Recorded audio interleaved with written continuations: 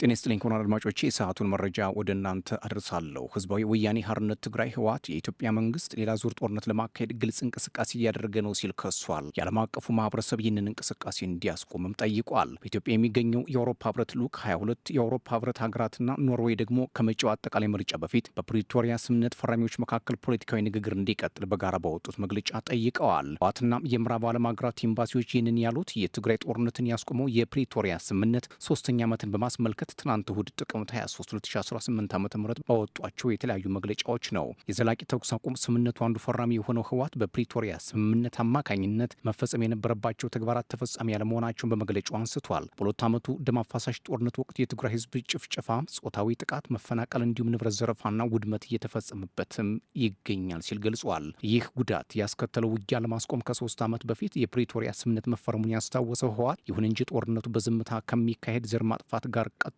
5 ዓመታት ተቆጥሯል ነው ያለው። በዚህ ምክንያት የተፈናቀሉ ሰዎች መመለስ አለመቻላቸው እንዲሁም ወራሪ ሲል በጠራው ኃይል ስር የሚኖረው የትግራይ ህዝብ እየተገደለ እየታፈነና በማንነቱ ምክንያት እየተሰቃየ መሆኑን በማንሳትም ወንጅሏል። የፍትህና የተጠያቂነት ሂደት እንዲሁም የጦርነቱ መነሻ እና አፈታቱን በተመለከተ ፖለቲካዊ ንግግር አልተጀመረም ሲል በስምምነቱ መሰረት መፈጸም የነበረበት አንዱ ተግባር አለመከናወኑንም አስታውሷል። በአጠቃላይ የፕሪቶሪያ ስምምነት እንደተጠበቀ ውጤት ሳያመጣ 3 ዓመት ደፍኗል ያለው ህወሓት ለዚህም የኢትዮጵያ መንግስትና በስምምነቱ ሂደት የተሳተፉ አካላትንም ወቅሷል። መግለጫው የፌዴራል መንግስት ፕሪቶሪያ ላይ የተስማማበትን ስምምነት መፈጸም አለመቻሉን እንደ አንድ ምክንያትም ነው የጠቀሰው። አደራዳሪ ሀገራት፣ አህጉራዊ ተቋማትና ግለሰቦች ስምምነቱ በተፈረመበት መንፈስና ተግባራዊ መሆን በጀመረበት ፍጥነት እንዲሄድ መከታተል ላይ ያሳዩት መዘናጋትም ለስምምነቱ በተሟላ ሁኔታ ለመፈጸም አስተዋጽኦ ማድረጉን አንስቷል። ህወሓት የፌዴራል መንግስት የተጣለበትን ግዴታዎች ካለመፈጸም ባሻገር ስምምነቱን የሚጥሱ ተግባራት ላይ ተጠምዶ እንደሚገኝ በመግለጽ ከሶታል። በትግራይ ህዝብና ብሔራዊ ተቋማቱ ላይ ተከታታይ የፕሮፓጋንዳ ዘመቻ እንዲሁም ስም ማጥፋት ማካሄድ ህወሓት በፌዴራል መንግስት ተፈጽሟል ያላቸው ተግባራት ናቸው። የፌዴራል መንግስት ታጣቂዎች በመመልመል በማሰልጠንና በማደራጀት የትግራይ ህዝብ እርስ በርሱ እንዲዋጋ እየሰራ ነው ሲልም ከሶታል። ከዚህ አልፎ የፕሪቶሪያ ስምምነትን የሚያፈርስና ሌላ ዙር ጦርነት ለማካሄድ ግልጽ እንቅስቃሴ በማድረግ ላይ ይገኛል በማለት በፌዴራል መንግስት ላይ ወቀሳውን አቅርቧል። ህወሓት የፌዴራል መንግስቱ ሌላ ዙር ጦርነት ለመክፈት የሚያደርገው እንቅስቃሴ በሁሉም መልክ በጣም የከፋ ጉዳት እንደሚያስከትል በመጥቀስ አስጠንቅቋል። መንግስት በጦርነት የሚሟላ ፍላጎትም ሆነ የሚፈታ ልዩነት እንደሌለ አውቆ የፕሪቶሪያ ስምምነት እንዲፈጽም ኃላፊነቱ እንዲወጣና ፖለቲካዊ ንግግር እንደ መፍትሄ እንዲወስድ አሳስቧል። የዓለም ማህበረሰብም በበኩሉ በኢትዮጵያ መንግስት እየተቀጣጠለ ያለው ሌላ ዙር ጦርነት ለማስቆም የሚጠበቅበትን ሁሉ መፈጸም ይገባዋል ሲልም ጥሪውን አቅርቧል። ህወሓት ሌላው መረጃም የታጋቾችን አስክሬን የያዙ ናቸው የተባሉ 3 የሬሳ ሳጥኖች ሐማስ እንዳስረከበ የእስራኤል መከላከያ አስታውቋል። እስራኤል በቀይ መስቀል አማካኝነት የሬሳ ሳጥኖቹን ተረክባለች። የአስክሬን ምርመራም እንደሚካሄድም ተገልጿል። አስክሬኖቹ ታግተው የነበሩ እስራኤላውያን መሆናቸው ከተረጋገጠ በጋዛ የሚቀሩት የ8 እስራኤላውያንና የሌሎች አገራት ዜጎች አስክሬኖች ብቻ ይሆናሉ። በፕሬዚዳንት ዶናልድ ትራምፕ የሰላም እቅድ የመጀመሪያው ዙር መሰረት ሐማስ 20 በህይወት ያሉ ታጋቾችና 28 የታጋች አስክሬኖችን ለመልቀቅ መስማማቱ ይታወሳል። እስራኤል ሐማስ አስክሬኖችን ለመመለስ ዘግይቷል ብትልም ሐማስ በበኩሉ ከፍርስራሽ ስር አስክሬኖችን ማውጣት ጊዜ እንደሚወስድ አስታውቋል። የሐማስ ታጣቂ ክንፍ አልቃሰም ብርጌድ እንዳለው አስክሬኖቹ የተገኙት በጋዛ ሰርጥ ደቡባዊ ክፍል በሚገኝ ዋሻ አቅራቢያ ነው ብሏል። የእስራኤል ጠቅላይ ሚኒስትር ቤንያሚን ኔታንያሁ በኤክስ ገጻቸው ለታጋቾች ቤተሰቦች መረጃ ሰጥተናል፣ በዚህ ከባድ ጊዜ እንደግፋችኋለን፣ ሁሉም ታጋቾች እስኪመለሱ ጥረታችን እንቀጥላለን ነው ያሉት። የታጋች ቤተሰቦች ማህበር የሁሉም ታጋቾች አስክሬን ተገኝቶ በአፋጣኝ እንዲመለስ ኔታንያሁ ላይ ጫና እያሳደረ እንደሚገኝም መረጃዎች አሳይተዋል። የሰሜን አትላንቲክ የጦር ቃል ኪዳን ጥምረት ኔቶ በሳምንታት ጊዜ ውስጥ ለሩሲያ ጥቃት ምላሽ ሊሰጥ እንደሚችል አስታውቋል። የአውሮፓ ህብረትን ፖሊሲዎችና መርሆችን በመግለጽ የሚታወቀው የመረጃ ድረገጽ ዩራቲክ መረጃውንም አጋርቷል። የዩክሬኑ ፕሬዚዳንት ቮሎዲሚር ዜሌንስኪ አሜሪካ ሰራሽ ፓትሪዮት ሚሳይል ከጀርመን መቀበላቸውንም ይፋ አድርገዋል። ዜሌንስኪ ከምዕራባውያን አጋሮቻቸው የረዥም ርቀት መሳሪያዎች እንዲሰጣቸው ሲወተውቱ መክረማቸው የሚዘነጋ አይደለም። የሩሲያና ዩክሬን ጦርነት እየተባባሰ ቀጥሏል። ኔቶ ሩሲያን ለመከላከል አባላቱን ተዘጋጁ እያለ መሆኑ የውጥረቱን ከፍ ማለት አመላካች ነው ሲሉ መረጃዎች እየወጡ ነው። ሩሲያ ኔቶ ወደ ዩክሬን የሚገባ ከሆነ ወደ ከባድ ጦርነት እንገባለን ስትል ማስጠንቅቃለች።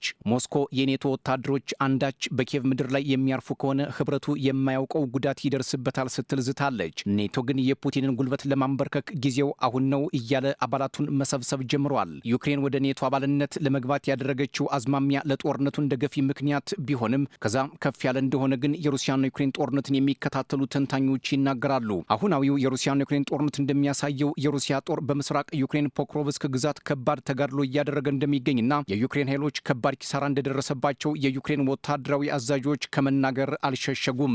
በዚህ አውደ ውጊያም የዩክሬን ወታደሮች የጨበጣ ውጊያ ማድረጋቸውም ነው የተሰማው። ምናልባትም ከኩርስክ ቀጥሎ ከባዱ ፍልሚያ ሳይሆን እንደማይቀር የጦር ተንታኞች እየተናገሩ ይገኛሉ። የሩሲያ ውጭ ጉዳይ ሚኒስቴር መስሪያ ቤት የኔቶ አባላት በጦርነቱ የሚሳተፉ ከሆነ ከቁጥጥር ውጭ የሆነ ውጥረትና የማይገመት ውጤት እንደሚፈጠር ማስጠንቀቂያ ያዘል መግለጫ አውጥቷል። የሩሲያና ዩክሬን ጦርነት አሁን ላይ አስጊ ወደ መሆን ደረጃም እየተሸጋገረ እንደሆነም እየታየ ነው። የፖርቹጋል ወታደራዊ ቃል አቀባይ ታንኮችን ወደ ዩክሬን ለማስገባት የሚያልፉባቸው ሀገራት ፈቃደኝነት አስፈላጊ መሆኑን መናገራቸውና ሀገራቸው በዚህ ጦርነት ሚና እንዳላት መጠቆማቸው ጦርነቱ አድማሱን እያሰፋ እንደሚገኝ አመላካች ነው ተብሏል። ከባድ ተሽከርካሪዎችን በየብስና ባህር ለማጓጓዝ አስቸጋሪ መሆኑን ቃል አቀባዩ ተናግረዋል። ግዙፍ የጦር መሳሪያዎችና ሌሎች ቁሳቁሶችን ወደ ዩክሬን ለመላክ የተዘጋጀችው ሊዝበን ከዩክሬን ጋር እንደምትሰለፍ አቋሟን አሳይታለች ነው የተባለው። ኔቶና የአውሮፓ ህብረት በተደጋጋሚ የሩሲያን ጥቃት በመስጋት ወታደራዊ ወጫቸውን ለማሳደግ መስማማታቸውም የሚዘነጋ አይደለም። ኔቶ አሁን ላይ ከባድ ስጋት በአውሮፓ ደመና ላይ አንዣቧል እያለ ነው። ፑቲን ሊያጠቁን እያሰፈሰፉ መሆናቸው ለህብረቱ ህልውና አደጋ ነው ሲል መናገሩም ይታወሳል። ኔቶ የአሜሪካን እርዳታ ጥብቆ እንደሚሻም አስታውቋል። ትራምፕ ግን ህብረቱ በጀቱን ከፍ ማድረግ እንዳለበትና ወደ 5% ማሳደግ እንደሚጠበቅበት መናገራቸውም የቅርብ ጊዜ ትዝታ ነው። እንደ ፖለቲካ ተንታኞች ኔቶ አሁን ላይ የሩሲያን ጥቃት ለመመከት ያስችለው ዘንድ የአሜሪካን ትከሻ መፈለጉ እንደማይቀር ቢናገሩም አሜሪካ በበኩሏ ከሩሲያ ጋር ያላትን ግንኙነት ማበላሸት ስለማትፈልግ ኔቶን በቀጥታ ለመርዳት ፍላጎት ላይኖራት ይችላል እያሉ ነው። ሩሲያ ኔቶን ለመውጋት ምንም ፍላጎትና ምክንያት የላትም ሲሉ ፑቲን በተደጋጋሚ መናገራቸውም አይዘነጋም። ምንም እንኳ ፑቲን ይህን ቢሉም ህብረቱ ግን ከመስጋት አልወጣም። የፑቲን አካሄድ አይገመቴ መሆኑም ለህብረቱ ስጋት እንደሆነ ይነገራል። ለዩክሬን ጠንካራ አጋር እንደሆነች የሚነገርላት ጀርመን ለዩክሬን የፓትሪዮት ሚሳይል ባትሪዎችን ጭምር መስጠቷ ጦርነቱ ቀጣይነት እንዳለው አመላካች ነውም ተብሏል። ዘለንስኪም የምዕራብ ረዳቶቻቸውን ከዚህ በፊት በተደጋጋሚ የጦር መሳሪያ እንዲሰጧቸው መጠየቃቸው ይታወሳል። እንደ ኒውዮርክ ታይምስ ዘገባ ዘለንስኪ ባለፈው ግንቦት ቶማሃውክ ሚሳይልን ጨምሮ 8 የፓትሪዮት ሚሳይል ጠይቀው 6ቱ እንደተሰጣቸው አስነብበዋል። ዩክሬን ብዛት ያላቸው የጦር መሳሪያዎችን ከአውሮፓና አሜሪካ ብትቀበልም የሩሲያን ኃይል መመከት እንዳልተቻላት ግን አሁን ላይ በምስራቅ ዩክሬን ግንባር የሚደረገው ውጊያ ላይ ወታደሮቿ ማፈግፈጋቸው የጦር መሳሪያ ብዛት የውጊያን አቅጣጫ ቢያረዝም እንጂ እንደማይቀይረው የጦር ተንታኞች ተናግረዋል። የዩክሬኑ ፕሬዝዳንት ቮሎዲሚር ዘለንስኪም የዘወትር አጋራቸውን የጀርመኑን መራሄ መንግስት ፍሪድሪክ ሜርዝ ምስጋና ችረዋቸዋል። በቂ የፓትሪዮት ሚሳይል ዩክሬን ውስጥ አለ፣ ወደ ተግባርም ገብቷል። በስምምነታችን መሰረት ስለተደረገልን እርዳታ እናመሰግናለን። ለፍሪድሪክ ሜርዝም አክብሮቴ የላቀ ነው ብለዋል ዘለንስኪ።